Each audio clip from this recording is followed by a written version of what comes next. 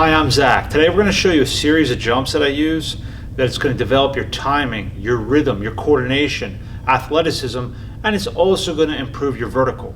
And the more that you practice these jumps, the more you're going to see how it applies directly on the field to improve your speed and just overall coordination. And keep in mind that these jumps were actually developed by Martin Marinovich. And if you haven't checked some of his stuff out, I was fortunate enough to train with him for quite a period of time.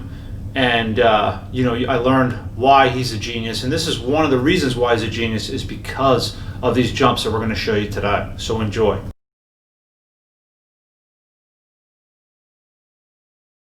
And there's space from the center of the cone to the other center here is 4 feet, and it's roughly from the ground to the center point of the white pole across here, 8.5 to 9 inches.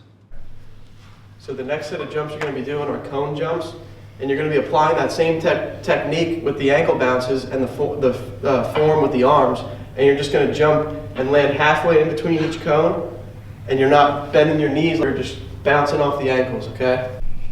And here we're trying to get as high up as we can, but we're trying to be as quick as we can off the ground, and you don't want to hear a thumping into the ground. You want it to be quick and silent as you hit the ground, but fast at the same time.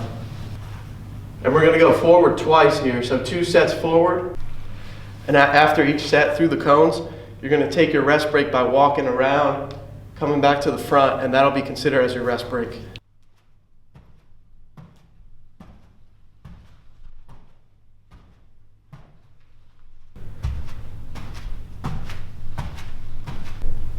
So when Andrew was going through the cones there, he was doing all the form right. The only thing he was doing wrong is he was letting his legs lag behind him a bit. So when he was jumping, boom, he was kind of flailing out this way.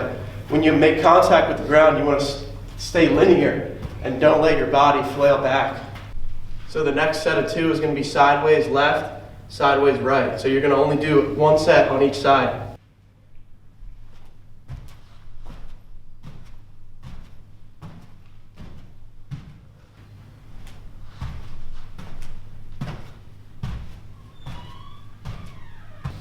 So the next set of 2, we're doing knees to chest. So when we jump here, we're getting our knees all the way up to the chest and back down. So with this one, the arm swing is going to tend to be a little bit bigger and more delayed.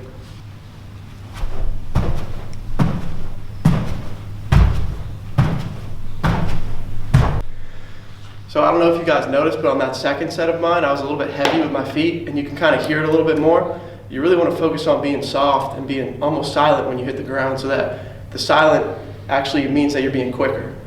And also, softness is really your ability to point those toes down. The more you can really get those toes to arch and point down here, the softer that you're going to be. So our final jump is a single leg jump. And for the form on this one is a little bit different. You want to have the trail legs kicking behind you as you cycle the front leg over the cone. So you're jumping and your legs kicking behind you as you cycle the leg over the cone, and you're going for height and you're going for quickness off the ground. So we're going to do 2 sets here again, and we're going to do 1 set on the left leg, 1 set on the right leg.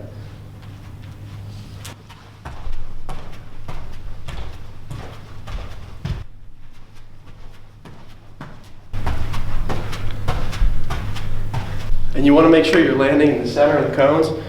You could tell Andrew there was kind of getting too far ahead of himself, and he wasn't landing in the center of the cone. And as you get more advanced with this exercise, you want to have the leg to cycle over the cone as if you were sprinting. I'll show you right here.